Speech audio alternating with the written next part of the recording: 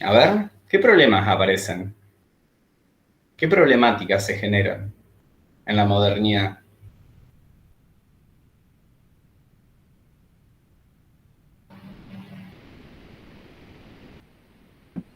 Profe, Sí. nada que ver con esto.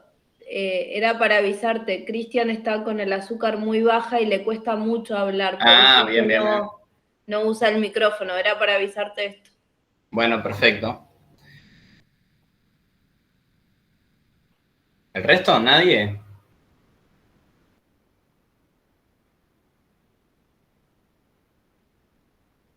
¿Qué problemáticas aparecen en torno, sí, a esta idea de la modernidad, a esta nueva metafísica? ¿Qué irrumpe en la modernidad? Además de la corriente de pensamiento ius naturalista, del derecho natural, ¿sí? ¿Cuál es el contexto en que estos autores están escribiendo? ¿Y cuál es su relación? ¿Qué relación podríamos establecer de repente, ¿sí? Del pasaje de Hobbes a Locke y a Hegel? El contexto del capitalismo, el mercantilismo, las relaciones más mercantilistas entre los sujetos, ¿no?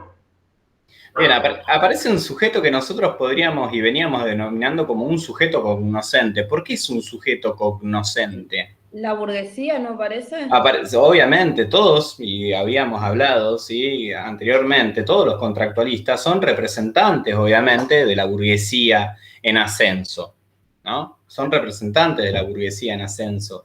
Y van a estar preocupados, ¿sí? Bueno, en este caso, más bajo una lectura joyciana, por la cuestión del orden en una sociedad. Cómo garantizar el orden. Aparece la figura de un soberano, aparece la figura del Estado, ¿no? Nosotros decíamos, con la Revolución Gloriosa, la Revolución Inglesa en 1688, se empieza a ponerle límites a lo que es la monarquía, ¿sí? Absoluta, y deviene una monarquía de tipo parlamentaria con the Bill of Rights, ¿sí? Con la Carta de Derechos. Empezamos a hablar de derechos, ¿sí? Pero empezamos a hablar también en términos de individualidades. Individualidades que son de qué tipo esas individualidades. Retomando algo que Christian ya daba por adelantado del texto que vamos a ver. ¿Cómo son esas individualidades?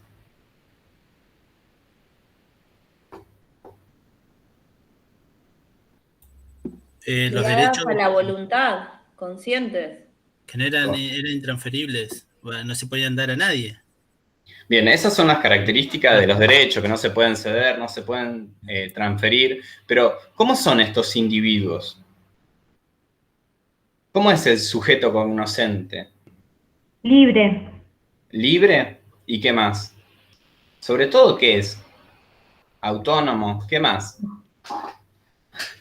¿Qué sobre todo?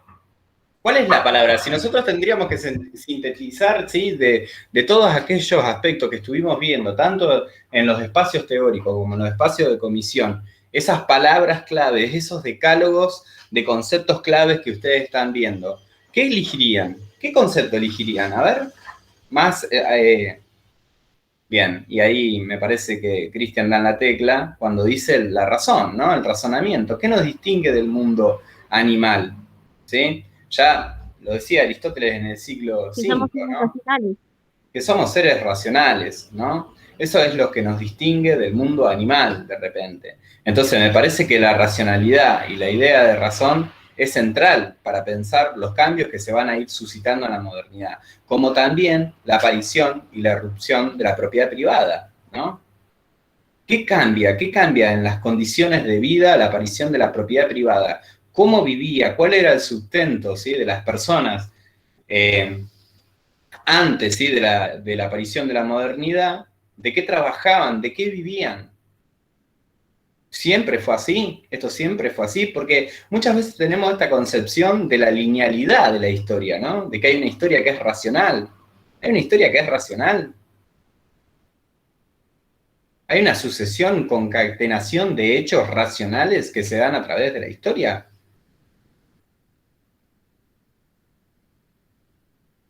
No, Bueno, ¿por qué no? ¿Por qué no habría una historia racional?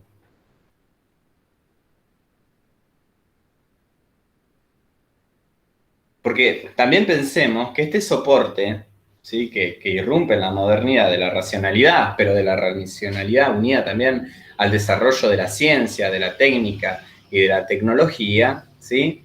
suscitan o permanecen aún hoy en día. Cuando hablamos, por ejemplo, o pensamos en esta distinción de qué nos separa del mundo animal, hablamos de la razón.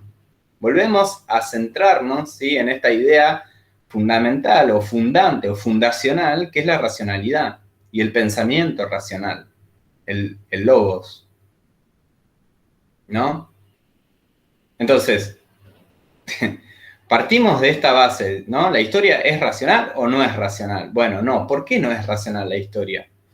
¿Cómo sería una historia racional para ustedes?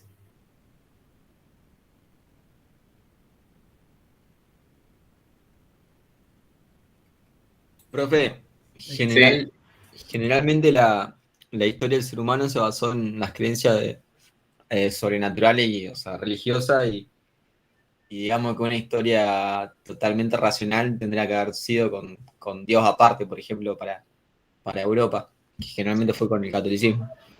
Bien, sí, las ideas del oscurantismo, las ideas de la teocracia y de la hegemonía de la iglesia van cayendo, sucumben, ¿no? Aparece una burguesía en ascenso, que lo decíamos en la clase pasada, que va a ir logrando el predominio en términos económicos, pero también después en términos políticos, ¿no? Cómo después se va a arrojar a la conquista de lo que es el Estado, ¿no? Con una frase que tiene Marx, de que la burguesía se transforma en el comité ejecutivo, en la mesa de negocios, ¿sí? El Estado se transforma en la mesa de negocios de la burguesía, en el comité ejecutivo de la burguesía. Obviamente, yo me parece que acá tenemos que identificar aspectos que son fundamentales: la racionalidad, la modernidad, la propiedad, la burguesía, ¿no? Son todas palabras que sueltas parece que no dicen nada, pero la idea es ir articulándolas en este pensamiento o cómo tiene que ser leída, ¿sí? Esta teoría política número 2. Me parece que es central porque después cuando vayan a hacer el trabajo práctico número 1 y hagan los decálogos, ¿sí? Y pensemos cómo se hacen esos decálogos y cuál es el pensamiento, si que se quiere que nuclea esta parte, ¿sí? Este recorrido de autores y de pensadores, armar, ¿sí? Una especie de glosario, podríamos decir, con esas palabras claves, ¿sí? Entonces, bien, estamos. Bien, Julio, ¿iba a decir algo? Voy a meter un bocadito. Dale. La propia idea de historia, como una, ¿no? Como lo que se suele llamar historia con mayúscula, también es un producto súper moderno e incluso, me animo a decir, no lo digo yo, ¿no? Pero es una invención del capitalismo, ¿no? La propia idea de pensar una historia, sea de las características que sea, ¿no? De poder rastrear, ¿no? Cierto comienzo, cierto desarrollo, ¿no? Y hasta la contemporaneidad, independientemente de si sea racional o producto de vicisitudes mucho más azarosas o mágicas, es una idea moderna y es una idea capitalista, ¿no? Me parece que el relato propio que hace el capitalismo de sí mismo es una idea de la historia, que la va a retomar el marxismo también con ciertas filosofías necesarias de la historia, etcétera, etcétera. Pero digo, también pensar eso, ¿no? Hasta ahora tenemos historias fragmentadas, historias múltiples, historias heterogéneas. La idea de una historia, o la historia con mayúscula, como suelen decir los historiadores, también es un elemento moderno y capitalista, ¿no? Sí, como inclusive la misma concepción de tiempo, ¿no? El tiempo va a ser tiempo de producción, ¿no? Cuando nosotros pensemos esta noción de tiempo, de la aparición, por ejemplo, de los relojes, ¿cuándo aparecen los relojes? ¿Y qué utilidad se le da al tiempo? El tiempo va a ser medido en tiempos de producción, ¿sí? En reducir los tiempos para aumentar los beneficios. Toda esta lógica de esta racionalidad, yo digo siempre, no me quiero meter y decimos, me parece que es un poco ese pecado a no cometer, a ir, sí, en tiempo productivo, como dice Irma, no meternos con la escuela de Frankfurt, pero parece que todos los caminos van hacia ahí, ¿no? A una racionalidad de tipo instrumental, ¿no? De medios fines, de costo-beneficio, que obviamente esta idea de la razón endiosada, esta metafísica de la razón, esta deidad que se ha transformado en la razón, va a entrar en crisis en el siglo XX cuando tengamos como resultado, ¿sí?, de ese siglo XX atroz, 55 millones de personas que mueren bajo este dispositivo de la racionalidad instrumental, ¿no? Como yo le decía, o habíamos hablado también con Luciano, no pensar estrictamente a la razón como algo bueno o malo per se, ¿no? Entonces, estas características que tiene la razón y que también va a tener la historia y que van a leer la historia en términos racionales, me parece fundamental que la entendamos, ¿sí? Los tiempos son tiempos de producción. La historia vista como una linealidad, cuando en verdad lo que vemos, no me quiero poner muy al estilo de Benjamin, pero es un paisaje de ruinas, ¿no? La historia es una historia de vencedores y de vencidos, ¿no? De relatos en pugna por significar ese espacio social, un poco lo que veníamos hablando. Hay disputas al interior. Sí, Julio. No, que de momentos y de situaciones de crisis. El otro día en el teórico, Bárbara preguntaba que había visto en un Twitter que estamos cerca del 2001 por la crisis institucional. Y, o sea, son como momentos de crisis que para mí exigen una superación de ese momento y por lo tanto se llega a esa crisis a partir de, digamos, de un malestar general. Y son esos puntos de crisis que es como un quiebre que te obliga a la superación, me parece. Me gusta porque ya Julio se puso en modo hegeliano y piensa en términos dialécticos, ¿no? Como que hay una superación, ¿no? Que podríamos encontrar un momento, ¿sí? O un retroceso.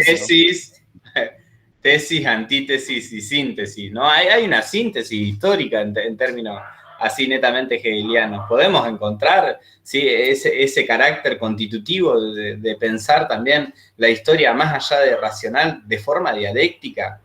Podemos pensar a la dialéctica. Es posible pensar a la dialéctica. Yo siempre le decía, siempre que leamos un autor, en verdad esto lo voy a robar un poco, ¿no?, de Deleuze. Siempre habría que hacerle esta pregunta: che, loco, che, amigo, ¿qué te pasa? ¿Cómo estás viendo la historia?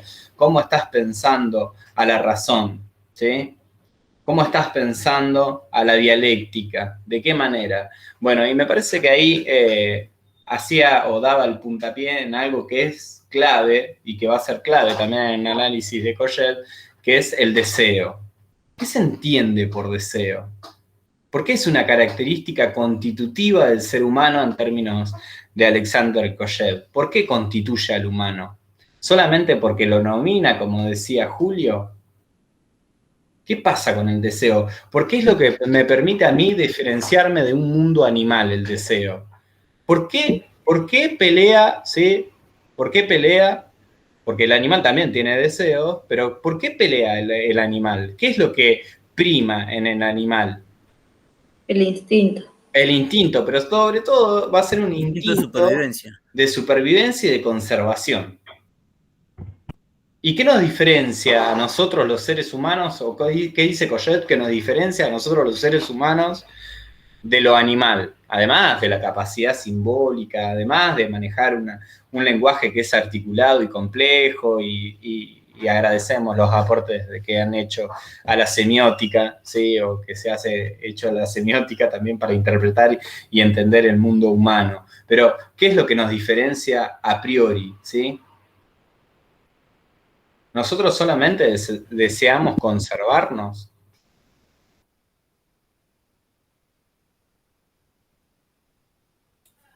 No, y muchas veces deseamos tener mucho más de lo que tenemos. Deseamos otras cosas, como por ejemplo los capitalistas, que quieren tener más, acumular, no solamente para sobrevivir. Y a veces deseamos lo que otros desean. Bien, perfecto. Ahí o deseamos que el otro nos desee a nosotros. O sea, de Bien. alguna forma deseamos como estar en una sociedad o algo así, o tener relaciones con otros. Bien, El deseo siempre es el deseo de otro. Bien, ahí está. Para tatuárselo en la piel, a Julio que le gusta más la cuestión freudiana y del psicoanálisis, el deseo No está siempre Bauti es porque Bauti ya el lo tendría deseo del tatuado. otro. Bien, el deseo puede convertirse en codicia, ¿no? Bueno, pero aparece una categoría que es fundamental acá. Yo, perdón, hoy me levanté más del cieno que de lo de costumbre, pero Deleuze tiene algo que llama el abecedario, ¿sí? El abecedario de Deleuze, que va repasando uno por uno, ¿sí? Las distintas letras del abecedario y larga una categoría para pensar. Y una de esas categorías es el animal. Y dice lo siguiente, ¿no? Deleuze. Un animal, cuando llega a un territorio, ¿qué es lo primero que hace? Creo que capaz que lo mencioné en otras clases. Marca el territorio. Marca el territorio. Marca el territorio. Lo primero que hace un animal cuando llega a un lugar, lo mea, ¿sí? Marca su territorio. La delimitación, ¿sí? De un territorio. ¿Bien? Lo mea. Que obviamente que eso también le sirve después para la cuestión de desarrollar un olfato, de volver, ¿sí? A su lugar de origen, de reconocer lugares, y acá aparece otra palabra que va a ser fundamental para seguir con este análisis de Kojev y de la dialéctica del amo de esclavo, pero otra de las cosas que hace el animal, además de marcar el territorio, es siempre pensar por dónde se puede fugar cuando la cosa se pone fulera y áspera, ¿no? Parece el gabinete de Alberto. Me parece que esos muchachos, más que fugar, se quieren anquilosar en la silla, ¿no? No sé quiénes se quieren fugar en este momento de la coyuntura política y haríamos un buen análisis, ¿no? Me parece que pensar a la política como lucha, como enfrentamiento, también tiene esas derivas que obviamente todos queremos ver y analizar con la lupa de futuros cientistas políticos, profesores en ciencias políticas, qué es lo que está ocurriendo, ¿no? ¿Qué es lo que está ocurriendo? Pero bueno, nada, dejemos el comentario político. No sé si Luciano por ahí quiere aportar algo más en la política, pero sí, y yo me quedé pensando en ustedes, algo que habíamos hablado en Teoría Política 1, que ustedes daban el triunfo y el retorno de las primaveras progresistas en el continente latinoamericano, y yo le decía, ojo, porque la derecha tiene facilidad para reconfigurar el escenario político, para construir nuevos relatos, ¿sí? Si no, no se explica cómo una persona como Milei puede llegar a tener un 14% de votos. ¿Sí? No, pero digo, la otra vez ya había hablado, ¿no? Del tema de Milei y habíamos hablado un poco de esta idea de cómo, por ejemplo, pensaba la pobreza Locke, ¿no? Pero está presente ese pensamiento y persiste ese pensamiento. ¿Cuánto tiempo pasó de Locke? Y seguimos pensando en sociedades de pequeños propietarios individualistas, y cada uno motivado por su interés particular y egoísta, y los que son pobres porque quieren, o se embarazan para cobrar un plan. ¿Cómo ha sedimentado ese discurso, ¿sí? Desde la modernidad hasta la actualidad, y sigue permaneciendo? Ese discurso propio, ¿sí? de la derecha, de que el Estado no tiene que intervenir en la economía, ¿cómo perdura aún hoy? ¿Cómo perdura aún hoy? ¿No? Yo sé que todo el mundo debe estar pensando en esto, pero me parece que en este enfrentamiento que tenemos, no sé cómo pensarán ustedes, pero yo evidentemente me ubico equidistante de todo lo que tenga que ver con el neoliberalismo y la derecha, ¿sí? Hay que pensar ese enfrentamiento y hay que pensar esa lucha, ¿sí? Porque nosotros, y algo que es fundamental en esto que también vamos a ver con la dialéctica del amo y del esclavo, es el enfrentamiento, ¿no? Hay un enfrentamiento permanente, hay una disputa permanente. Bueno, el otro no será mi enemigo en política, bueno, es mi adversario, ¿sí? Porque las políticas también se constituyen de pasiones, ¿sí? Y la racionalidad, ¿sí? La racionalidad y la institucionalidad es un chamullo muy lindo de la derecha que después que asume se pasa por alto toda esta división de poderes y el respeto por el republicanismo y la división de poderes y hace lo que quiere, ¿no?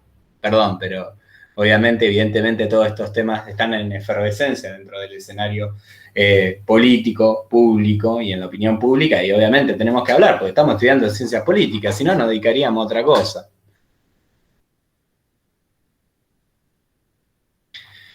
Bien, ¿qué pasa en ese momento? Veníamos hablando del deseo. El deseo siempre es el deseo del otro. Entonces, ¿qué produce esa cuestión del deseo dentro de la sociedad? Dentro de las sociedades.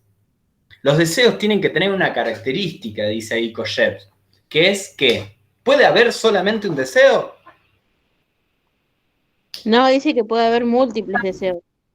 Tiene que haber múltiples deseos, ¿sí? Tiene que haber, no es que puede haber, tiene que haber múltiples deseos, ¿sí? Si yo de repente deseo el deseo del otro, que parece como una especie de trabalengua, y Bárbara decía, a mí me costó un montón leer el texto, ¿sí? Me costó, obviamente, es un texto que lleva y requiere leerlo de forma pausada. Encima yo lo leí en PDF, no se podía subrayar. Obviamente lo leí varias veces también, no les voy a negar esta cuestión. Pero cuando pensamos en el deseo, pensamos que en una sociedad hay una multiplicidad de deseos. ¿Y qué van a generar esa multiplicidad de deseos en una sociedad? Conflicto, enfrentamiento. Bien, va a generar conflictos y enfrentamientos, ¿sí? Para que yo constituya algo como la autoconciencia, ¿sí? Tengo que ser una conciencia deseante, ¿sí? Una conciencia que desee. Pero el deseo no se agota en la instancia, por ejemplo, de comer. Yo deseo comerme una hamburguesa. Me como una hamburguesa, se acabó el deseo, ¿no? Por ahí, retomando un poco a lo que decía Julio, que seguro que va a hacer un comentario del psicoanálisis, ¿sí? O de Freud o de Lacan, somos sujetos de falta, ¿no? Somos sujetos de falta. Tal cual, la completud no existe. Claro, la completud de una forma total no existe, pero también eso es lo que nos lleva a pensar, en términos políticos, la contingencia de todo orden social. ¿Sí? Darle un cierre a todo ese orden social es imposible, le decía yo, pero necesario, ¿no? Tenemos que ir hacia la búsqueda de hegemonizar permanentemente ese campo social que es un campo en disputas y en conflicto y en enfrentamiento de intereses que son divergentes, ¿sí? Podríamos decir burguesía y proletariado en términos de Marx, ¿no? Mientras hablaba... Irreconciliable. Perdón, Pablo, hay un carácter que es irreconciliable, ¿no? Hay un carácter que es irreconciliable en la política. Perdón, Pablo, dale. Me callo. Así no es un monólogo.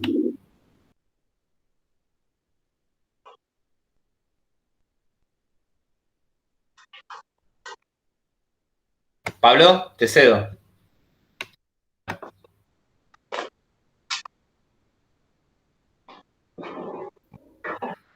Mientras hablaba pensaba en cómo deseo comerme una hamburguesa a esta altura, ¿no?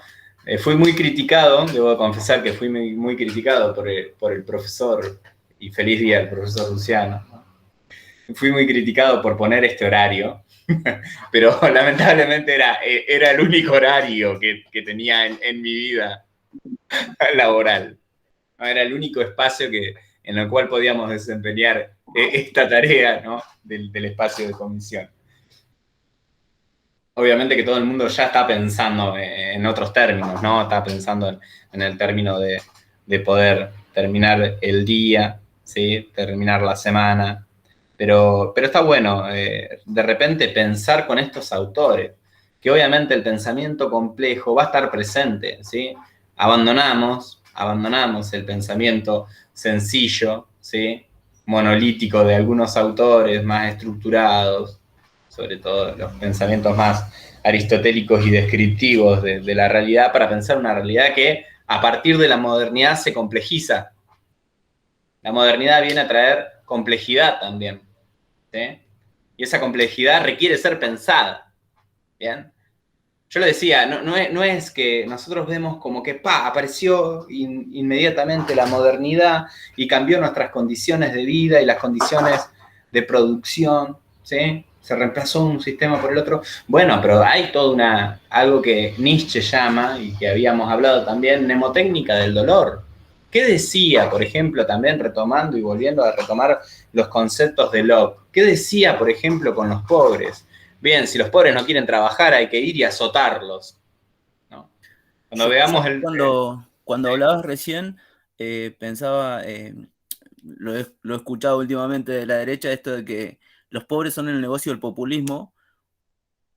O sea, cómo toman ese concepto, digamos, cuando en realidad el pobre es una consecuencia del capitalismo. O sea, así de simple. Sí, igual me parece que si nosotros pensamos en términos de lucha agonista, que es un concepto que por ahí da a MUF, ¿sí? Que es una postestructuralista, pero pensamos en términos de hegemonía, inclusive pensamos la política en términos de lucha, si se quieren, o una visión más marxista o gramsciana de la realidad, me parece que hay veces que pecamos de ingenuos en esa disputa.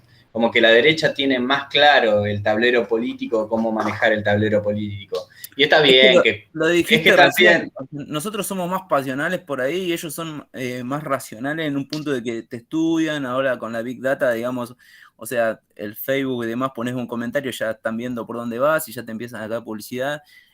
A nosotros todo eso, para mí creo que nos falta. O sea, nosotros vamos más por... somos más impulsivos por ahí, ¿no? Nos falta esa parte por ahí de ser más analítico en algunas cuestiones, me parece. Sí, me parece, a ver, analizamos esto y yo sé que van a decir, sí, profesor, está bien, pero si nosotros pensamos en términos también del escenario político como un escenario de enfrentamiento, como decía Carl Schmitt, de nosotros y ellos, porque existe, porque no hay política sin nosotros y ellos, no hay constitución de la sociedad sin un nosotros y un ellos, tiene que haber... Perdón, no me quiero meter con esta una grieta, cuestión, digamos, o sea, juntos somos Río Negro, dice, saltemos la grieta. A ver, si no hay grieta, somos todos uno. Si somos todos uno, hay un pensamiento totalitario. A ver, ¿no? Tiene que haber, para que haya, tiene que haber una diferencia, digamos. Pero siempre existió. O sea, ¿de qué estamos hablando cuando hablamos, por ejemplo, de que el deseo es el deseo del otro y que hay un enfrentamiento dentro de una sociedad? Estamos hablando de cuestiones políticas, en definitiva. Estamos hablando de cuestiones políticas. A mí me parece que acá tenemos que sacarnos, ¿sí?, determinado velo de consensualistas, de tratar de conciliar. Hay veces que no se puede conciliar. Hay veces que no se puede conciliar. Y que la política no es solamente consenso y búsqueda de alianza.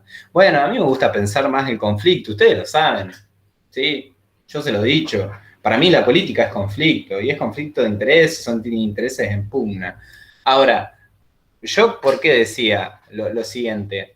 Cuando hablábamos también en Teoría Política 2, yo decía, si hay algo que fue me parece interesante analizar, además, es cómo también la derecha utilizó el marketing político para colonizar, ¿sí?, y para significar ese espacio social.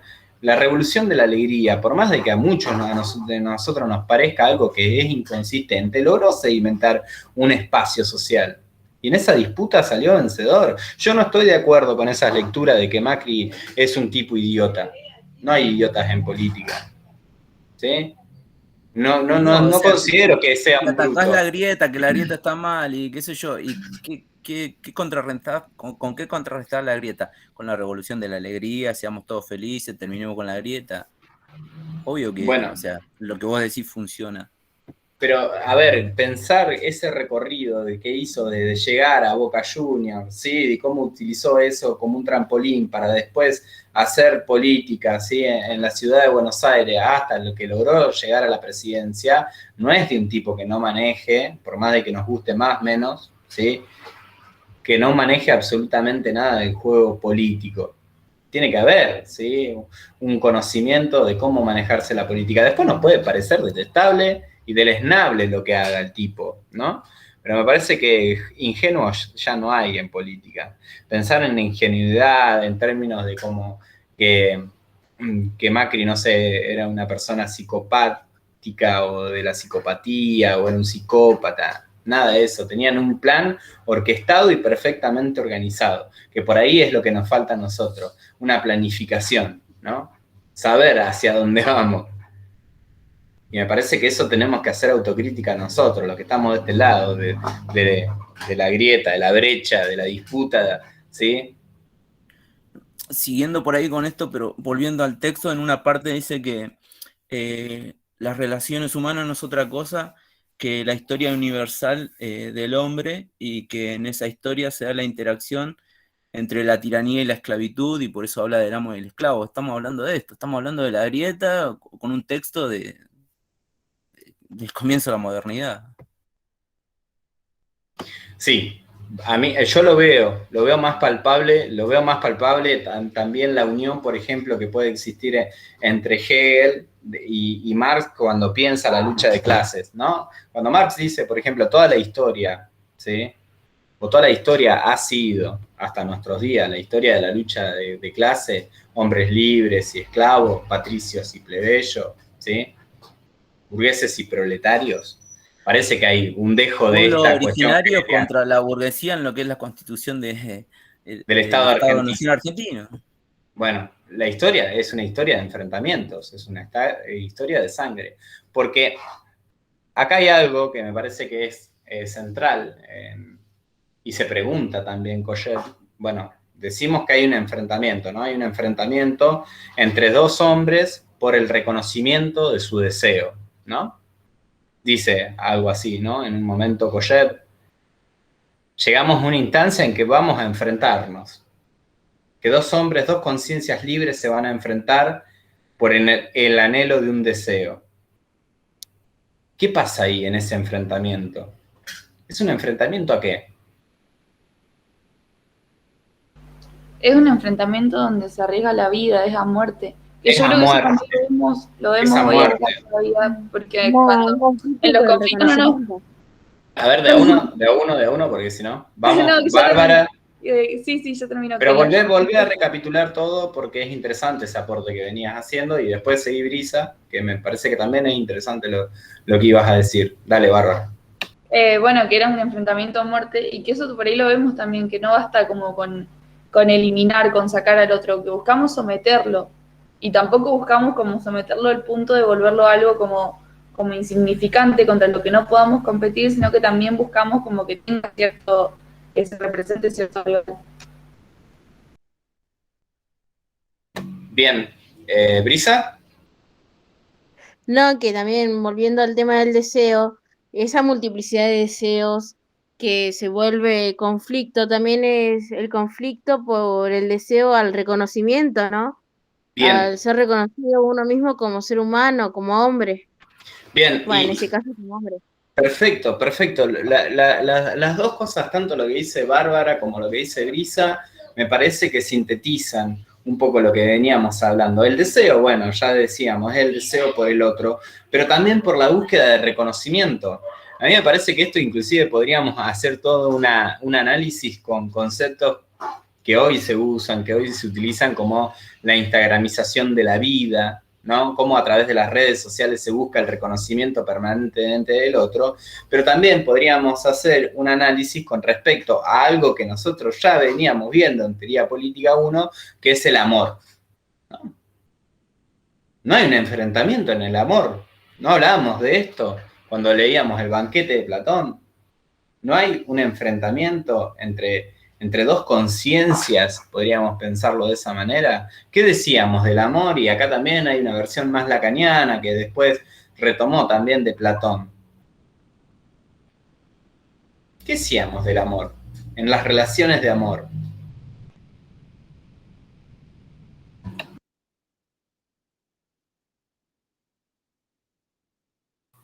¿Puede ser lo de someter?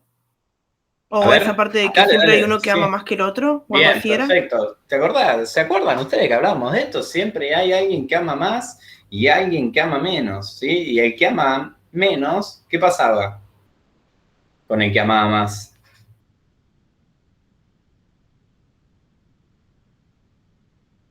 ¿Qué pasaba? ¿Qué se les ocurre que puede pasar? tenía como, no sé si cierto poder sobre él, pero Controla más. Podía controlarlo, podría hacer lo que él quería. Bien, y entonces acá hablamos de otra de las cuestiones que son fundantes de la política. La dominación y el poder. La dominación y el poder van a estar presentes, ¿sí? Yo me acuerdo, Luciano se va a reír con esto, porque por ahí es una anécdota más de una cuestión personal, pero yo me dediqué a leer ciertos autores durante un tiempo de mi carrera que Luciano me los tildaba de liberales, ¿no? Y dentro de esos autores liberales estaba Holloway, que tiene un libro que se llama Cambiar el mundo sin tomar el poder, donde hace una descripción muy buena, ¿no? Yo leí el texto y hace una descripción muy buena sobre todas las relaciones sociales, de producción, ¿sí? De lo que pasa con el sistema de producción capitalista, de la distribución desigual de la riqueza. Pero claro, el libro se llama Cambiar el mundo sin tomar el poder, y cuando llega al apartado final, ¿sí? Holloway dice, yo no sé cómo cambiar el mundo sin tomar el poder. Dale, viejo. Dale, de verdad que me dijiste todas estas cuestiones, hiciste una justificación teórica re extensa para, en un último párrafo del libro, decirme que él no sabe cómo cambiar el mundo sin tomar el poder, porque en definitiva, sin una disputa por poder no se puede cambiar nada. No se puede cambiar nada. Y esa disputa por poder es un enfrentamiento dentro de nuestra sociedad. Siempre hay disputa de poder. Siempre hay redes de poder. Siempre hay relaciones de poder. Bienvenido, sí, a la ciencia política. Con ese último capítulo dejó instalado para que compre el segundo tomo. Dejó instalado el deseo. Es un análisis muy bueno. No sé, igual me parece que estaba muy muteado Luciano. Me gustaría que responda a esta cuestión de que me decía que yo leí autores liberales, pero bueno, todavía me quedó la espina. Nada, sí, más que liberales, de un autonomismo un poco ingenuo, me parece. Sobre todo en América Latina.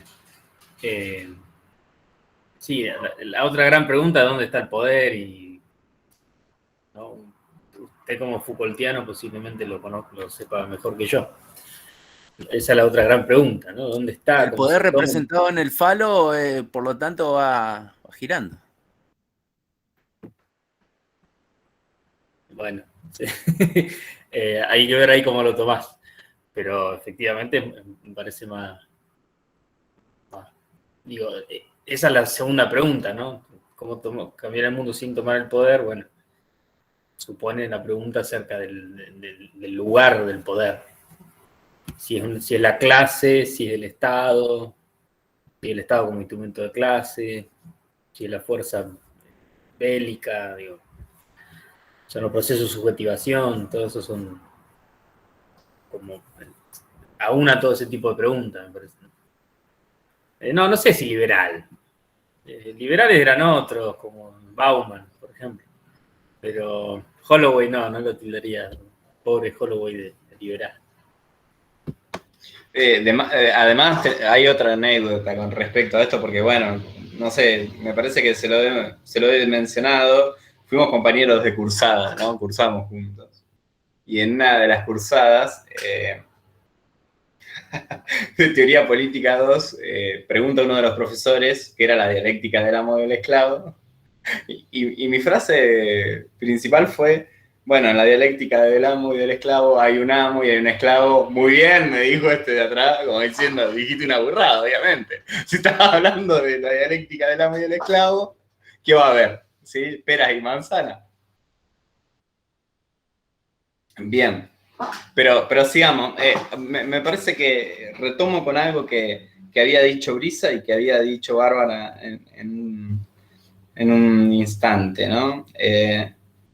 Otra cosa que me parece central y que yo había notado acá del texto es que sin esa lucha a muerte hecha por puro prestigio, acá aparece otra de las cuestiones, no habría existido jamás seres humanos sobre la Tierra. En efecto, dice, el ser humano no se constituye sino en función de un deseo dirigido sobre otro deseo. Es decir, en conclusión, de un deseo de reconocimiento. El ser humano no puede, por tanto, constituirse, por lo menos, en esos deseos, si no es que no se enfrentan. Y puesto que cada uno de los seres dotados del mismo deseo está dispuesto de llegar hasta el final en la búsqueda de su satisfacción. Esto está presto, es decir, a arriesgar su vida y por consiguiente a poner en peligro la del otro. En tanto que valor supremo, su enfrentamiento no puede ser más que una lucha a muerte, ¿no? Bueno, el enfrentamiento es a muerte. Ahora, la muerte no agota esa instancia de reconocimiento propiamente dicho. Si yo mato al otro, ¿qué reconocimiento obtengo? Ninguno, que Bien, perfecto. Y esta pregunta se la hace Coget, ¿sí? Se pregunta, bueno, está bien, es una disputa a muerte, es un enfrentamiento a muerte, ¿sí? Por la imposición de un deseo. Otra de las cuestiones que me parece centrales, vuelvo a retomar eso. Sin esa lucha a muerte hecha por puro prestigio no habría existido jamás seres humanos sobre la Tierra. ¿Por qué? ¿Qué nos lleva al deseo? ¿Qué nos lleva a hacer el deseo? Que es una característica también de este sujeto de la modernidad. ¿Cómo es el sujeto de la modernidad, además de racional? ¿Qué hace el sujeto de la modernidad?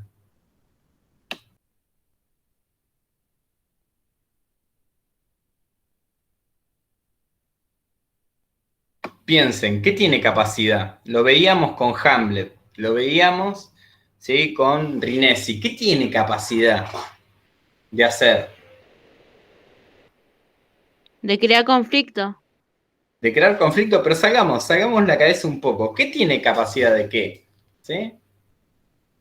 Yo les decía, lo veíamos con Maquiavelo. Si de repente, ¿sí?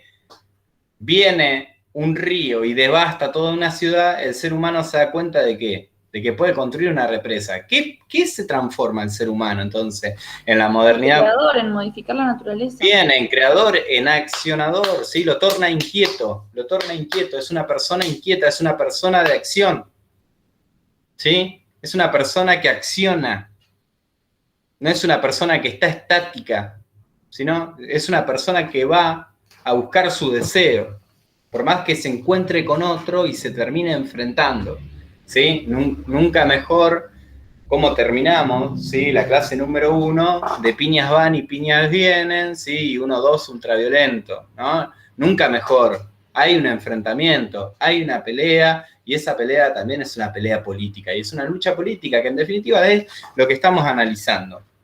Cito, ¿no? Algo de Coget. Dice, al contrario del conocimiento que mantiene al hombre en una actitud pasiva, el deseo lo torna inquieto y lo empuja a la acción. Nacida del deseo, la acción tiende a satisfacerlo y solo puede hacerlo por la negación, la destrucción o por lo menos la transformación del objeto deseado, ¿no? Entonces, ¿qué nos hace el deseo o qué genera el deseo? Nos torna inquietos, ¿sí? Personas que no pueden quedarse quietas, ¿sí? Y todo esto lo vemos en el despliegue que ha tenido la razón en la construcción, ¿sí? De este sujeto cognoscente. No ha parado el hombre a partir de la modernidad hasta nuestra actualidad. No ha parado también de destruir la naturaleza, digámoslo, ¿sí? Sus acciones, sus deseos de ganancia se han transformado en un fin en sí mismo. Podríamos decir en términos de una crítica más a lo que es la racionalidad capitalista y burguesa, ¿sí? Que surge en la modernidad. ¿Bien? Entonces, volvemos a lo que decía Brisa. Tiene que quedar, ¿sí? Vivo, porque si no, la otra persona, si no queda viva, ¿cómo me va a reconocer a mí como su amo? ¿Y cómo se va a transformar él, ¿sí? En esclavo, si se muere? Bueno, ahí Julio tira una frase ya, ¿sí? De la renga, ¿no? Después de que la renga fue utilizado con Milei, ¿viste? Ya se puede usar para cualquier cosa. Yo podría terminar cantando, no sé, soy el león y en contra de la casta política, de repente. Hernán Díaz nos manda a ver Merlí. Y como estamos discutiendo con Jed y nos manda a leer Merlí. Qué bueno. Es excelente. Viste que los viernes son más divertidos. Yo puse los viernes por esta cuestión. Bien, obviamente que ese enfrentamiento es un enfrentamiento, como decíamos, a muerte. Bien. el deseo humano, sigue diciendo, debe dirigirse sobre otro deseo. Para que haya deseo humano es indispensable que haya ante todo una pluralidad de deseos. Esto es lo que veníamos retomando con Brisa, sí, que había dicho Bárbara también. La realidad humana solo puede ser social si hay deseo, ¿sí? Entonces dice, si la realidad humana es una realidad social, la sociedad es humana en tanto que un conjunto de deseos que desean mutuamente, ¿sí? Tiene que tener como finalidad otros deseos, ¿no? Y parece como una palabra y un juego rarísimo de palabras, ¿no? Rarísimo de palabras. Después va a decir otra cosa, la historia humana es la historia de los deseos deseados. La historia humana es la historia de los deseos deseados, ¿sí? ¿Por qué dirá que la historia humana, ¿sí? Y acá nos hacemos esta pregunta, es la historia de los deseos deseados? Porque en la historia, como el protagonista es el vencedor, es el deseo que es deseado por el otro. Entonces la historia está contada por el deseo que fue deseado por el otro, no por el que deseó al otro para satisfacer su deseo. Excelente. Además, bien, dale, Julio. No, que además, o sea, si la historia es la relación, es la historia, parte de la propia historia de lo que es el surgimiento del ser humano. Para el psicoanálisis habla de que no hay un ser humano, hay un cachorro humano, digamos. Para que ese cachorro humano advenga sujeto, tiene que haber un deseo. ¿Te trolearon, Brisa? Vuelvo a retomar algo que había dicho Bárbara que me parece fundamental y que trajo acá a escena. Vencedores y vencidos, ¿sí? ¿No? Esto es pensar en dialéctica, o en términos dialéctica o dialécticos, la historia, ¿no? Vencedores y vencidos. ¿Saben quién dijo esa frase de vencedores y vencidos? Además del Indio Solari, no me corran con la música. ¿Quién dijo? Vencedores vencidos. ¿No cursaron historia? ¿No cursaron historia? No vale googlear, ¿eh? Bien, la frase de vencedores vencidos es... Bien, la googlearon. Bien, la hace Urquiza, obviamente, en la batalla... donde vence a Juan Manuel de Rosas, y lo primero que dice en su relato es, acá no hay vencedores ni vencidos. Que después, este concepto de vencedores y vencidos es retomado, ¿sí? Por la autodenominada Revolución Libertadora después de los bombardeos de la Plaza de Mayo en el 55, ¿no? Que Leonardi dice, ¿sí? Acá no hay vencedores ni vencidos. Pero fíjense que la historia, y acá aparece nuevamente Bertolt Brecht al imaginario de todos, ¿sí? Que se pregunta, ¿quién escribe la historia, no? ¿Quién escribe la historia? Bueno, la historia la escriben los vencedores, los que ganan, los que logran hegemonizar el campo social, los que logran, ¿sí? Constituir un relato, o la construcción de un relato. Y eso es nada más ni nada menos el terreno donde nosotros estamos haciendo análisis, que es la política. Bien, me parece re interesante cómo, ¿sí? Desde Urquiza, en la batalla de Pavón, ¿no? Me parece que es la batalla de Pavón, corríjanme si no es así, que vence a Rosas y tira esta frase, que acá no hay vencedores ni vencidos, ¿bien? Puede ser retomada después con la Revolución Libertadora, fusiladora para Julio, que es peronista, ¿no? Fusiladora para Julio, que es peronista, porque los peronistas llaman a esta revolución la revolución fusiladora y porque además se autodenominan como revolución libertadora, ¿bien?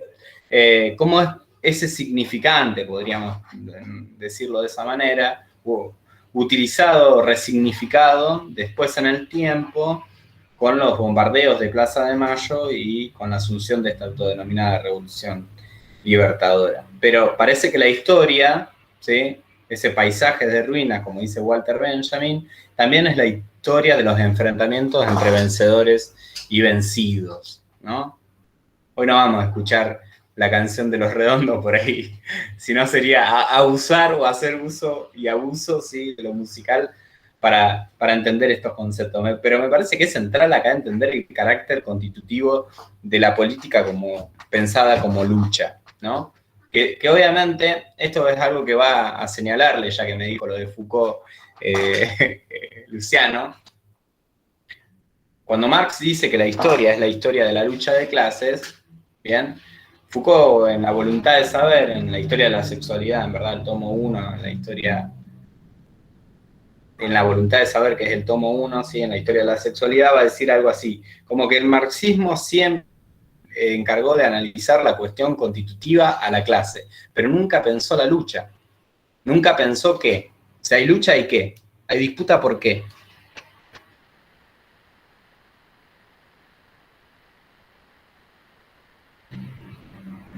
Si hay lucha, ¿qué hay? Poder.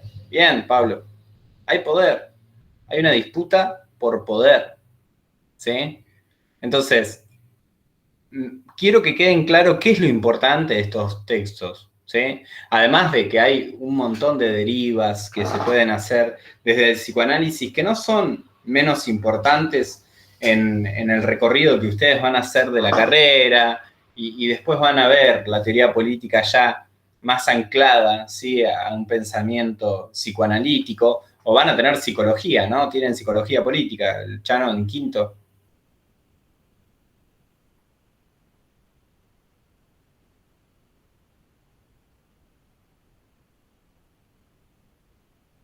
Bien, y acá me parece que lo que aporta, ¿sí?, de lo que aporta Hernán es importante. En El amo y en el esclavo, dice, el título no solo dice nada, pero en la reflexión el amo necesita del esclavo, o sea, empresarios y esclavos, los obreros sin ellos no se hacen nada, o sea, un fin económico. Bien, a ver, aclararlo porque si no queda como muy confuso. ¿Podés desmutearte, Hernán? Sí, profe, es como lo vienen hablando y se viene compartiendo. En sí, digamos, el amo y el esclavo, hablándolo, digamos, en una modernidad, ya que estamos, se lo puede decir que el amo viene a ser el futuro empresario, el futuro, digamos, capital, y el esclavo viene a ser, digamos, ese obrero, ese trabajador que está oprimido siempre, digamos, pero si bien ambos se necesitan, porque esa es la relación, ambos se necesitan, ambos, digamos, se retribuyen entre sí, pero a la larga y con tanta, digamos, tensión, el esclavo no, quiere dejar de depender de ese amo. Y como dije ahí, entonces esa es la condición, o sea, como algo, digamos, utópico, si se quiere, es ser libre, o sea, deshacerse de ese yugo, digamos, pero digamos, esa relación es como va a estar, digamos, siempre, pero el esclavo al final va a querer, digamos, esa independencia. Y como dije yo, entonces, ¿qué quiere ser libre de vuelta? Es como que está interesante, digamos, ese juego, pero esa sería mi reflexión. Me quedo pensando en cuál es la síntesis. Si nosotros decimos que está la burguesía por un lado y el proletariado por el otro, ¿cuál sería la síntesis? ¿Qué hace el proletariado? ¿Qué le queda al proletariado? Lo único que le queda, según en términos de Marx. Ustedes me dijeron que leyeron Marx, ¿sí? No leyeron el manifiesto de forma total. ¿Qué le queda al proletariado? ¿Y de qué es dueño el burgués? ¿Por qué existe explotación? ¿Por qué existe dominación? Bien, ¿su fuerza de qué? De trabajo. Fuerza de trabajo. Bien, sí. Solamente le queda vender su fuerza de trabajo en el mercado, ¿no? ¿Y quién es? ¿Qué detenta el burgués? Los medios el capital, digamos. Bien, la De propiedad producción. privada de los medios de producción, ¿no? De los cuales el proletariado está desposeído, ¿no? Bien, bueno, al Acá, menos... Sí, dale, Brisa. en una parte del texto dice que la vida del amo consiste en el hecho de consumir los productos del trabajo servil y de vivir y por ese trabajo del esclavo. Y en otra parte dice, en cambio, el esclavo laborioso es, por el contrario, la fuente de todo progreso humano, social e histórico. Excelente, y acá estamos, ¿no? Y acá nos detenemos. ¿Quién crea la riqueza? ¿Quién crea la riqueza en este mundo? Es que es histórico ese camino que toma el esclavo más allá de Pero vayan a leer a Bertolt Brecht cuando dice ¿quién construyó Tebas, la de las 7 puertas? ¿Sí? ¿O quién levantaron las pirámides en Egipto? Bueno, claro, porque solamente la historia es la historia de los amos, ¿no? Acá aparece otro. Si querés, el Julio va a empezar a decir no, porque acá Lacan utilizó el discurso del amo para hablar sobre psicoanálisis, sí. Bueno, pero está presente los amos, ¿no? Los amos han estado presentes en toda la historia a través de los enfrentamientos, ¿no? Entonces, parece que el que ha tenido menos miedo a morir y el que ha logrado surgir, entre comillas, vencedor, ¿sí?, de este enfrentamiento, se impuso en la historia. Hay una historia que es dialéctica, ¿sí? Y hay una historia que también podría ser pensada en términos de racionalidad y de progreso. Recién lo mencionaba Brisa, ¿no? ¿Quién es el que crea la fuente de riqueza en una sociedad? Hablaban de plusvalor recién, ¿sí? Me parece que esto es central y es nodal entenderlo. Ahora me parece que, por más de que habíamos empezado con esto, y me parece que con Luciano lo habíamos discutido también, porque me dice Luciano, bueno, vamos a dar Hegel, o sea, vamos a ponerlo a leer la fenomenología del espíritu. Ustedes saben, y hemos hablado acá, que Luciano tiene, ¿sí?, esa intención de ir derecho a leer a los autores, ¿sí?, y no la mera interpretación, la mera hermenéutica, la esterdización, Esther Díaz, ¿sí?, la interpretación de los autores, sino ir de lleno a leerlos, ¿sí?, y no deglutidos, no precomidos, precalentados, ¿no? Pero a un autor como Hegel, por ahí es más difícil pensarlo, ¿no? Es más difícil leerlo. Deberíamos hacer un esfuerzo. Bueno, hay un grupo de lectura que se dedica en la Universidad del Comahue y que se juntan a leer textos, ¿no? Bueno, habría que proponerse esto, ¿no? Agarrar determinados textos, agarrar determinados libros, porque como ustedes saben, y lo veníamos viendo en clases anteriores, no basta solamente con lo que leemos acá. No se queden solamente con lo que leemos acá. Eso no alcanza, no basta, ¿sí? Con la explicación que nosotros podamos darle acá. No basta solamente con eso. Hay que ir adquiriendo un hábito de lectura, ¿sí? E ir profundizando por un camino que también es propio. ¿Bien? Volviendo a la idea de vencedores y vencidos. Hago otra... Perdonen la moto de fondo. Sí. Hago otra intervención pequeña en función de una pregunta acá de una aseveración de Christian, que las victorias del esclavo nunca la van a querer dar a conocer. Que esto es un tópico que va a continuar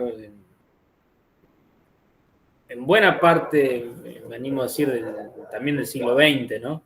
Digo, Walter Benjamin, que no sé si lo vamos a llegar a ver o no, él sostiene en una de sus tesis sobre la filosofía de la historia que el gesto que hay que hacer es mirar la historia a contrapelo, ¿no? Es como pasar un peine a contrapelo de la historia para ir rastreando esos indicios de otra historia, la historia de los oprimidos, la historia de la subalternidad, la historia de los esclavos, etcétera, etcétera.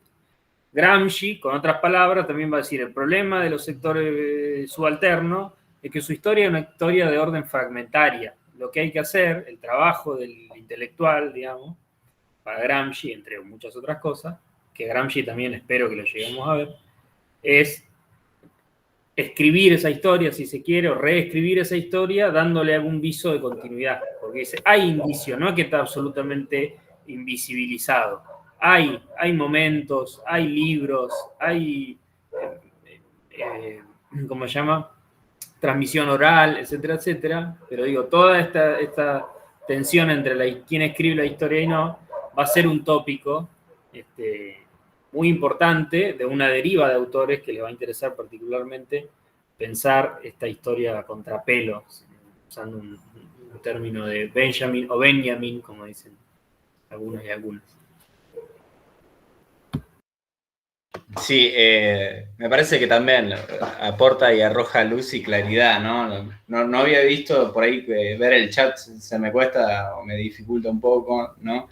A medida que estamos hablando, pero está bueno pensarlo en estos términos de que después, que está pensado, ¿no? Está pensado, si llegamos con el tiempo, a hacer una lectura de Walter Benjamin con sus tesis de la filosofía de la historia, ¿no? Y acá está palpable, ¿no? Esta disputa entre vencedores y vencidos, hombres libres y esclavos, ¿sí? O la dialéctica del amo y del esclavo, pero que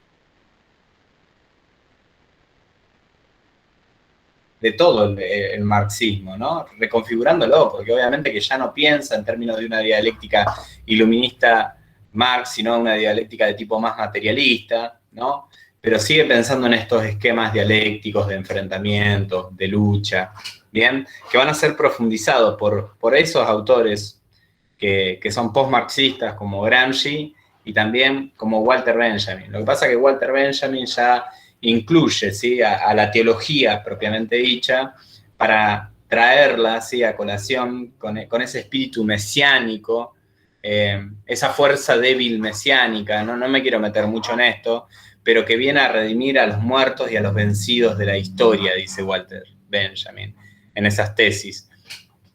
Cómprenlo, léanlo, es un libro excelente, me parece que yo lo tengo acá, hay dos textos de Benjamin o hay varios. Y por otro lado, también hay un texto de Rancière que se llama La noche de los proletarios, ¿no? La nuit de los proletarios. La noche de los proletarios me parece que es un poco lo que venía diciendo Luciano, cómo retoman ese carácter oral para que esas historias de los vencidos no queden, ¿sí? O desaparezcan, o en el ostracismo, ¿no? Que podamos volver a recuperar esa débil fuerza mesiánica y constituir los relatos de los vencidos. Ahora, si el vencido derrota a los vencedores, ¿no se transforma en un vencedor y el otro en un vencido? ¿No se repite la dialéctica? ¿Qué piensan? Y depende, hay algunos que fueron vencidos en Madrid, murieron en Madrid y bueno, no sé si se vuelve eso. No, yo pensé que éramos amigos, así te lo digo, yo pensé que éramos amigos. El otro Chano se ríe muy sabandija porque es hincha de Río, pero me liquidaste, me ganaste, argumentativamente me liquidaste. Hay fecha histórica, podemos hablar de fecha ¿Se histórica, vuelve? pero bueno, pero convengamos que Me como gustaría escuchar esa historia de los vencidos igual.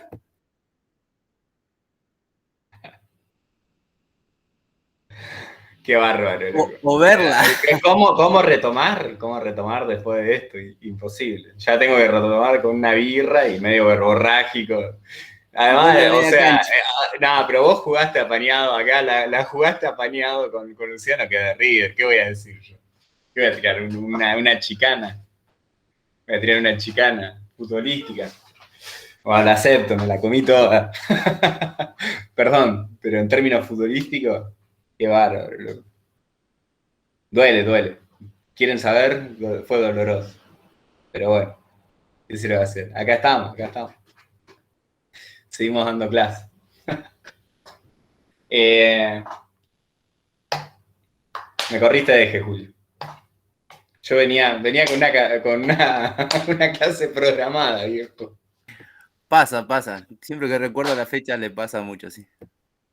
No sé, ni siquiera sé cómo veníamos y cómo retomar de esto.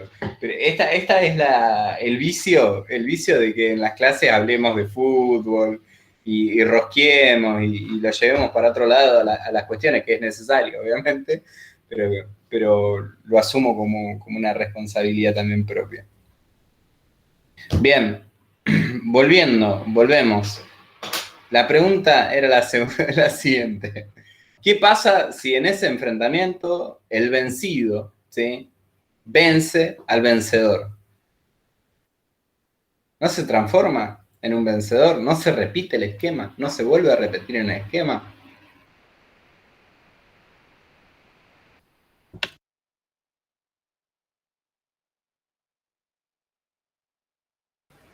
pero no se repite de la misma manera, porque el vencido sabe que al vencer al vencedor, su calidad de vencedor no depende de que haya un vencido, me parece, como que no tiene la misma necesidad de someter al otro para saber que es un ganador, un vencedor.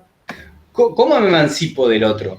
¿Cómo me emancipo? ¿Cómo me libero del otro? Es una pregunta que para que pensemos todos. ¿No me transformo yo o replico la misma dialéctica? ¿No me transformo yo en el amo y el otro en el esclavo?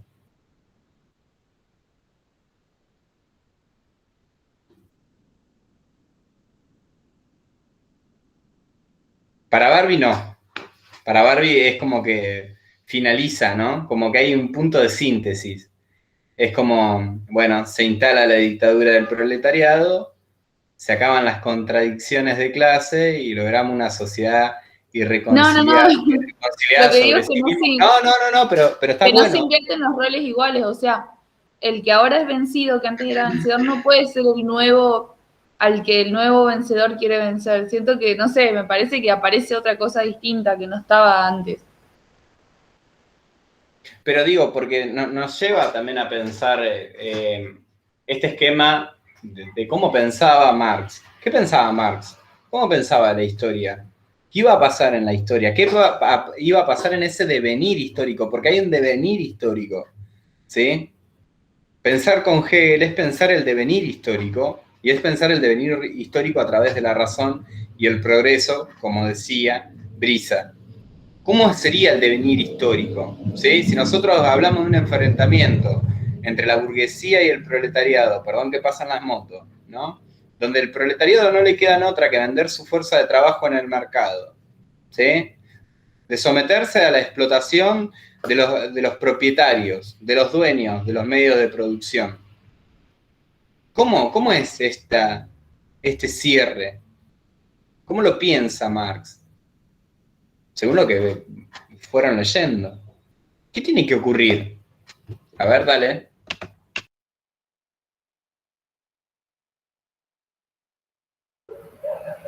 Sí, no sé si iba a hablar Pablo o no, pero levantó la mano. Se está dando algún debate interesante en el chat, si lo podés chequear, porque están tirando ahí puntas. Bien, la lucha es perpetua por el poder, es cíclico. ¿Qué piensan ustedes? Pero en verdad no sé, yo no sé, tengo una definición cerrada sobre esto, pero me interesaría que ustedes la piensen, ¿sí? Como que es algo para que discutamos y retomemos, ¿sí? Ellos saben y hemos hablado un montón de veces de que no quiero que sea la mera exposición dialógica desde este lugar, sino de que pensemos esto, ayúdennos a pensarlo también, ¿no? ¿Cómo pensamos esto? ¿Como algo cíclico? ¿Será algo cíclico? ¿La dialéctica es cíclica? ¿Tiene un fin? ¿Cuándo termina? Sí, bueno, lo veníamos poniendo en Marx porque quizás... Bien, ¿y cómo termina para Marx? ¿Cómo termina? ¿Cómo se constituye esa sociedad? Bien, con el comunismo, pero ¿qué hay ahí? ¿Qué hay que tomar? Además de algo, ¿no? De un copetín, porque ya es viernes.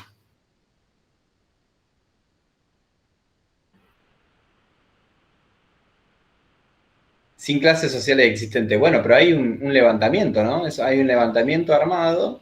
¿Y qué se va a conquistar? ¿Hacia la conquista de qué tiene que ir el proletariado, según Marx?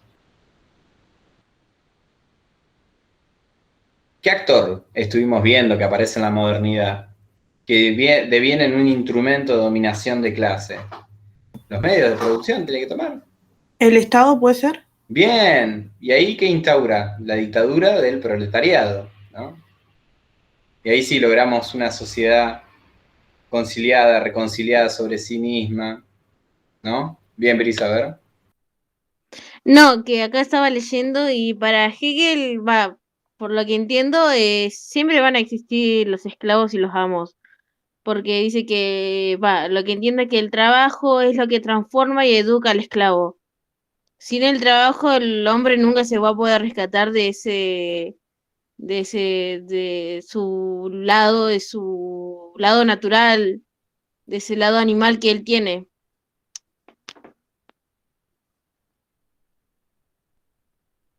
me quedo con algo que decía Pablo también y que traía acá, ¿no? ¿Qué pasa si esto es perpetuo? ¿Sí? Si es permanente, ¿no? Entonces, la lucha y la contingencia también serían parte de la cuestión política de la disputa por el poder, ¿sí? Lucha, contingencia, disputa por el poder, porque permanentemente, al igual que el estado de naturaleza, tendríamos reediciones de este enfrentamiento. El enfrentamiento no es uno y para una sola vez y una época histórica, sino hay como reediciones permanentes de luchas. Esto ya es una visión mía, no quiere decir que esto lo diga Hegel, ¿eh? Esto es lo que yo creo, como las reediciones son como el estado de naturaleza, aparecen, retornan, ¿no? Por más de que haya un enfrentamiento en lo cual ¿sí? se dicte que una persona resultó vencedora y la otra vencida, hay reediciones permanentes. ¿Sí? Este enfrentamiento es un enfrentamiento a muerte, pero que hay reedición. ¿Sí? El enfrentamiento no se acaba de una vez y para siempre. Esto es una interpretación muy mía, ¿sí? No quiere decir que sea así. Lo digo porque por ahí me agarro a algún hegeliano o especialista en Hegel, o capaz que no, y me dice, no, está diciendo una burrada porque Hegel lo piensa más de forma estática. Julio, ibas a hablar.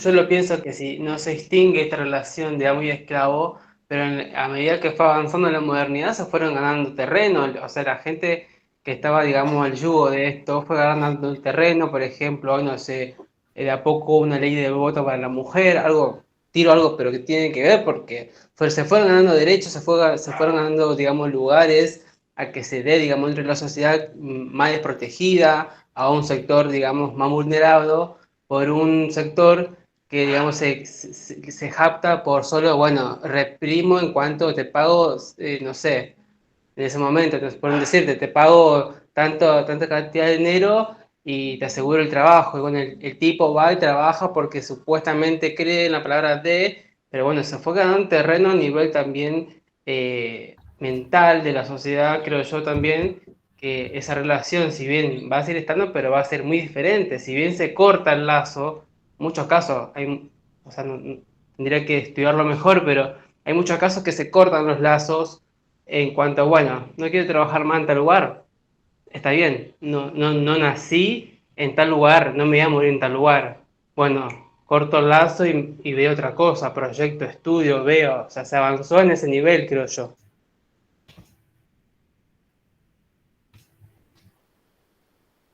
Sí, perdón, pero... Dale vos. Claro que escuchaba esta semana una parte, un fragmento de un discurso de García Linera y que arrancaba luchar, vencer, caerse, levantarse y así hasta que acabe la vida. Y bueno, me parece que es eso, no sé. O es lo que... Bien. 28 años de gobierno radical, 10 de los verdes y voy a seguir así, es así. Y tenía que estar la rosca, tenía que estar su pata política. Lo de García Linera me pareció espléndido, ya después le metiste rojo. Sí, no hay el problema de las olas y demás, pero sí a mí me interesaría que quede claro las cosas fundamentales, si es o no cíclico, primera cuestión. Segundo, eso también en el relato de Hernán supondría una especie de proceso acumulativo en términos de adquisición de derechos, que si bien supondría, ¿cómo decirlo?, el carácter irreductible del conflicto, sería un conflicto cada vez como más suavizado, ¿no? menos intestino. No sé si entendí bien o no. Una cosa es esa y otra cosa es, en definitiva, qué va a decir Hegel o Marx en torno a la dialéctica, si ese es el problema, ¿no? Digo, separar la paja del trigo ahí. Cíclico no es de ninguna manera, dialécticamente hablando. No sé si fui demasiado categórico, pero no, porque eso supondría un tiempo que es circular, básicamente. Y la dialéctica lo que supone es una especie de progresismo. No que sea progre en el sentido de ampliación de derechos sociales y civiles, sino que es un tiempo que va hacia adelante siempre. Sí, es un devenir histórico, ¿no? Es un devenir histórico. En ese punto, la circularidad es compleja de pensar. De hecho, tengan ustedes en cuenta que un poco la discusión del tiempo también va en eso, ¿no? Los discursos, no sé si cursaron antropología o no, pero toda esa idea de desarrollo supone acabar con el tiempo cíclico, ¿no? O sea, cuando Levi-Strauss piensa los grados de desarrollo de la sociedad, por ejemplo, ¿no? De politeístas a monoteístas, de amorosa, no me sale ahora el nombre, a monógamas, de poligámicas a monogámicas, etcétera, etcétera. Una idea es el tiempo cíclico, el tiempo circular es un tiempo viejo, es un tiempo pensado en sociedades más primitivas, ¿no? Lo que quiero decir es lo que puede llegar a decir Hegel, no digo, hay todo un revival también de tiempos circulares en función de determinadas luchas de los pueblos originarios, hay otra comprensión del tiempo, está súper puesto en discusión esta idea progresiva y lineal, bien de secundaria, ¿no? Que nos hacían la línea de tiempo, o primaria, ¿no? Los que circulen por las aulas de la instrucción primaria y secundaria de este país, por lo menos nos pueden dar cuenta, pero quiero decir, la dialéctica supone proceso de superación. Eso, perdón que me extendí un poco. No, está bien, pero porque es un devenir, pero además porque tiene esa función media de tripartita entre lo que es la tesis, la antítesis y la síntesis, ¿no? Hay una síntesis histórica, hay un devenir histórico, ¿no? Y hay una progresión permanente de lo que es al menos la historia y la dialéctica propiamente dicha. Pero otra de las cuestiones que me parece interesante es también cómo va a pensar luego Marx el avance del capitalismo, cuando dice que el capitalismo tiene que triunfar en todos lados, ¿no? En primera instancia, para que después devenga, ¿sí?, la revolución proletaria, ¿no? Es esta mirada que obviamente no puede escapar porque son hombres de su época, ni Marx ni Hegel, ¿no? De pensar la historia en términos de...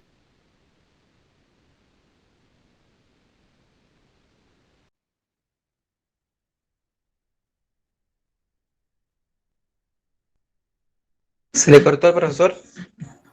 Sí, ¿no? Me parece que sí. Porque yo Quedó mal con el recuerdo de Madrid. No sabía si era yo o era él. Bueno, uso la palabra mientras. No sé que alguno quiera decir algo. Perdón, se me cortó. Entonces yo le decía que más allá de que de ver esta historia como racional, ¿no? Como este devenir histórico, cuando nosotros pensamos la historia como un paisaje de ruinas, vamos a ver esta crítica que por ahí le hace Benjamin a esta lectura dialéctica y al devenir histórico de una forma relacionada al progreso. Y va a criticar el progreso, ¿no? El progreso de la historia, ¿no? Esta visión del enfrentamiento entre los vencedores y vencidos, qué pasa con los vencidos, ¿sí?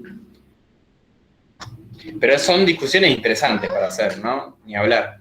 Y el otro problema es el problema de la necesariedad de las cosas. Todo paso deviene necesario, ¿no? Hay un concepto que es tautología o tautológico, no sé si lo conocen, digamos que es algo que tiene un comienzo y un fin, y todo va en función de ese fin. Es muy difícil pensar procesos desviados, digamos, ¿no? O bien son esos procesos desviados. Yo les comentaba al auditorio el miércoles que una de las primeras interpretaciones del peronismo que provienen de Gino Germani adolece, a mi gusto, de este mismo problema. Es decir, ¿por qué ante un proceso de industrialización, de migración del campo a la ciudad, etcétera, etcétera, no se produce una revolución socialista, ¿no? o esos sujetos no se proletarizan y adhieren a las banderas de la izquierda, sino que se vuelven peronistas? Bueno, eso es una aberración histórica, no lo digo yo, lo dice Gino Germani. Entonces, también estas teorías tienen hoy decimos ese problema, de decir, la historia tiene un sentido y aquello que se aleja o retrasa las condiciones o son elementos desviados, ¿no? También la linealidad tiene ese problema también, ¿no? La necesariedad de pasos, ¿no? Cuando dicen, no, pero vos tenés que primero hacer esto, después, para recién hacer esto, ¿no? Y si pensar, por ejemplo, el subdesarrollo. Claro, eso iba a citar, digo, lo que dice Galeano, ¿no? El problema es confundir chicos con enanos. Ese sería el... Claro, pensar, por ejemplo, que el subdesarrollo es una etapa anterior al desarrollo. Lo escuchamos, ¿no? Lo escuchamos permanentemente, pero también me parece que después, cuando veamos la dominación británica en la India, ¿no? De Marx, que por ahí son los textos que menos quieren que se lean de Marx, aquellos que están identificados con la izquierda y el marxismo, va a pensar, ¿no? De esta forma del progreso, del positivismo, en definitiva, ¿no? Entonces, está bueno todo aquello que traía también a colación, porque no hay una cuestión cíclica, sino un devenir histórico, ¿sí? En la historia, que es racional, además, que es racional. Bien, ¿cómo van hasta acá? ¿Cómo vamos? Hay otro texto de Hegel que vamos a trabajar la próxima clase. ¿Va bien? ¿Se entiende? ¿Se entiende cómo es la articulación? A mí me interesa más eso, ¿no? De que entendamos cómo se da la articulación. Cómo estamos dando la articulación de aquellos autores, de conceptos, de categorías. ¿Se entiende? ¿No? ¿No se entiende? ¿Cómo van con el trabajo práctico? Me gustaría que en los últimos minutos también utilicemos esto, de si hay alguna duda con el trabajo práctico, ¿sí? Así el fin de semana por ahí nos dejan descansar. Nos pregunta para cuándo era la fecha de entrega, cuando hay todo un cronograma puesto ahí. Profe, yo tenía una consulta, con mi grupo estábamos trabajando, bueno, me comunicado con vos, Milton, por el tema de hacer un formato presentación, y queríamos saber si la entrega es este lunes, a última hora, sería lunes 23:59.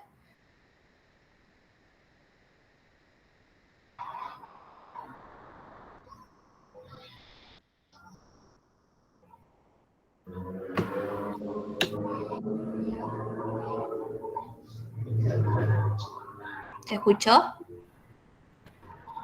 Me parece que está congelado, Luciano. No sé si No, congeló él. Estoy cansado, o estoy cansado, más no congelado. No sé, si querés responder vos o respondo yo, como quieras. Responde la autoridad acá. No, por favor. No, Flavia, ¿no? Hiciste la consulta. Como les dije en la primera clase, lo sigo sosteniendo. Como dicen los futbolistas, te vuelvo a repetir. A ver, si eso va a suponer que ustedes abandonen tarea reproductiva en función de llegar a las 23:59, no tiene ningún sentido. Es decir, si lo entregan el martes o el miércoles tampoco pasa nada. Tómenselo. Yo les dije la primera clase y lo digo, es más para ustedes que para nosotros. La idea de este insumo es que el día de mañana ustedes, a la hora de preparar el final o el coloquio o lo que sea, o dar una clase de contractualista, lo que sea, tengan un basamento, un orden en función de cómo ir a presentar las cosas. Sí, está pensado como un insumo para estudiar y eso, y también es nuestra primera experiencia con Milton, yo dando clases como a cargo de cátedra. Milton arrancó este año también, nos sirve a nosotros como para decir, bueno, estamos haciendo las cosas medianamente bien, no se entendió nada, fuimos un desastre hasta acá, tenemos que ajustar, bueno, la cosa va caminando, entonces podemos ya seguir con fórmulas que fueron exitosas parcialmente. Pero eso, hagamos que es un laburo que es de orden colectivo, ¿no? Nadie va a quedar libre de esta materia por entregar un trabajo el martes a las 00:20. Claro. Eso. Yo tengo otra consulta con respecto al trabajo práctico. ¿Cuál es la vía de entrega? ¿Es por PESCO, por mail? No lo tengo claro, disculpen. Mirá, si no me equivoco, y quedó igual que el año pasado la plataforma, que lo voy a chequear este fin de semana, hay un ítem que dice entrega del primer trabajo, que ustedes ahí lo cargan. El caso del grupo que quería hacer un PowerPoint, que entiendo que era tuyo, Flavia, por ahí sí lo van a tener que entregar por mail porque creo que PEDCO no admite subir ese tipo de archivos. Los que hagan en un formato escrito, sea texto, sea cuadro, sea lo que sea, lo van a poder subir ahí mismo. Sí, o si no lo podemos mandar en formato PDF, que calculo que también acepta la plataforma. Entiendo que sí, porque el año pasado hicimos un trabajo similar y lo subieron y a mí me llega incluso en formato PDF. Así que estimo que quedó igual, si no, lo corrijo mañana. Hay un ítem eso que dice entrega del trabajo práctico correspondiente a la unidad 1, no sé qué. Sí. Disculpa, Luciano, por ahora yo no lo encontré, capaz que lo estoy buscando mal, pero bueno, para que lo tengas en cuenta durante el fin de semana. Muchas gracias. En caso de que no se pueda subir, si lo envían al mail, tampoco hay drama. Me parece que volvemos a insistir. O sea, tienen el mail mío, tienen el mail de Luciano, lo envían, sí, a alguno de los mails. A mí me pasó hoy, perdón, y entré tarde por eso, porque me había quedado el mail de Luciano abierto y después no me aceptaba el mío. Y yo, como no es una cuenta del Cursa, no la utilizo regularmente, ¿no? Utilizo más otra cuenta. Pero no me acordaba ni siquiera cómo era el nombre de la cuenta, o sea, pero bueno, ya está. Obviamente después subimos los videos del espacio de comisión y del teórico, yo los subo el sábado y quedan en el canal, no sé, ojalá que los vea alguien, no sé cuántas visitas tendrán, pero bueno, quizá en algún momento podemos empezar a monetarizar y nos dediquemos a otra cosa y no a la docencia. Depende de la calidad de las clases también.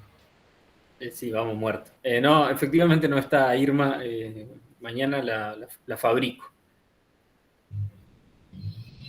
Bueno, para el viernes entonces el trabajo. El 20 era, ¿no? No, mentira. Sí, mientras lo mande este año. Mirá. Mientras lo mande en algún momento. Antes que tengamos que cerrar las notas, creo que es el 18 de diciembre. Bien. Pregunto porque venimos de trabajar de manera muy estructurada, con plazos de entrega, digamos, hasta los minutos, y muchas veces molestamos a los profes diciendo no se envió, y por eso para aclarar las cuestiones, así que le dejo la respuesta. ¿Y cómo era la calidad de clases de aquellas personas estructuradas? Muy buena. ¿Las personas estructuradas eran buenas? Mirá. Sí, la profe Eliana es estructurada y sus clases eran muy buenas. Mirá. Qué bueno. Volvé, Eliana, te perdonamos. Se pasa. Nada, en chiste, si con Eliana está todo bien, somos compañeros, colegas, nos conocemos hace un montón de años. Bueno, nada, por mí, si no hay otra duda, si no hay otra consulta, si esto se entendió, si se pudo entender el punto de vista de Hegel, lo vamos a continuar. El próximo texto que vamos a leer es un texto, sí, de Marcos Vera. A ver, ya les digo. Sí, Mercado Vera, bien. Se llama Valoración de la Fenomenología del Espíritu. Va a analizar a Coget. Vamos a encontrar mucho de lo que estamos hablando acá, ¿sí? Es un texto más sencillo, ¿sí? Yo no miento con esto, cuando le digo que el texto es complejo. Este texto es sencillo, ¿sí? No es muy largo, son 19 páginas, pero para el próximo miércoles leemos esto, ¿sí? De Mercado Vera, que se llama, ¿sí? Valoración de la Fenomenología del Espíritu, ¿sí? ¿Para el miércoles o para el viernes? Perdón, para el viernes, me quedé con los horarios de teorías 1. Para el viernes que viene leemos, ¿sí? Bueno, en verdad, si quieren leerlo para el miércoles. Aviso parroquial hago yo. Bueno, primero me sorprendieron gratamente que me mintieron cuando dijeron que nunca leyeron a Marx, porque algo saben, algo bastante. Así que, bueno, eso. Y segundo, que fíjense que en el cronograma aparece como puesto ahí en suspensión la Semana del Estudiante, porque se venía dando, digamos. Me dijo el director del departamento, yo le consulté, que efectivamente el único día que no hay clases es el Día del Estudiante. Así que, nada, no tengan en cuenta que la semana que viene vamos a tener clase normalmente. Y aprovecho de decirles feliz día porque nos lo vamos a ver hasta el miércoles. Muchas gracias, profe. Sí, sí. Así decimos feliz día porque a ustedes no se le ocurrió ni decir feliz Sí, día, es verdad, profesor. bastante. Milton, De última le mandamos un CBU, ¿no? Una cuenta bancaria, algo de eso que... Sí, Profe. debería haber el Petco para felicitarlo. Criptomonedas. Aceptamos cripto. criptomonedas, aceptamos cualquier forma de retribución. Asado, Perdón, asado, Maya, Petco sí. asado. Maya, ¿tenías una duda? no, para avisarte, yo el viernes que viene tengo que viajar por trabajo, así que Bien. directamente no voy a estar en la clase. Bueno, igual la clase queda grabada, por favor, véanlas, ¿sí? Que tienen, aunque ustedes no crean, tienen un sentido y se le pone ganas, planificación y empeño para ver cómo podemos dar una clase que sea entretenida, divertida y a su vez pedagógica, lo más pedagógica posible, donde se aclaren a los autores y podamos ir concatenando los pensamientos de los autores que vemos en Teoría 2. Nada más eso. Buen fin de semana para todos y todas. Perdón, tomo asistencia. Yo, perdón, aprovecho de saludarlo. Me voy. Adeu. Chao, profe. Nos vemos. Disfrute el día. Chao. Bien, paramos de grabar. Ya, aguántenme 2 segundos, por favor. Ya sé que casi nos estamos pasando de hora. Tomo asistencia.